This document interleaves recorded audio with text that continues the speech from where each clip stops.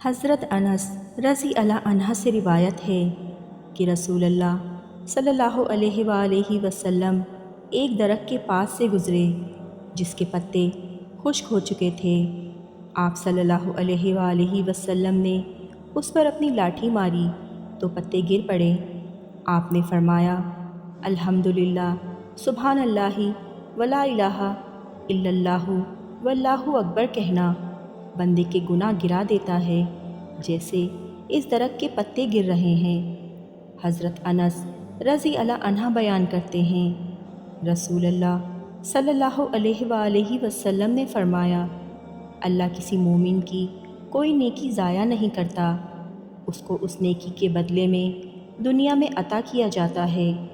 اور اس کے بدلے میں اسے آخرت میں جزا دی جائے گی،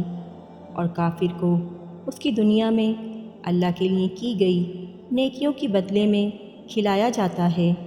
حتیٰ کہ جب وہ آخرت کو پہنچے گا تو اس کی کوئی نیکی نہیں ہوگی جس کی اسے جزا دی جائے۔ عمر بن خطاب رضی اللہ عنہ نے ایک گھوڑا اللہ کے راستے میں سواری کے لیے دے دیا، پھر انہوں نے دیکھا کہ وہی گھوڑا فروخت ہو رہا ہے۔ انہوں نے چاہا کہ اسے خرید لیں، لیکن جب رسول اللہ صلی اللہ علیہ وآلہ وسلم سے اجازت چاہی تو آپ نے فرمایا کہ اب تم اسے نہ خریدو اور اپنے صدقے کو واپس نہ پھیرو۔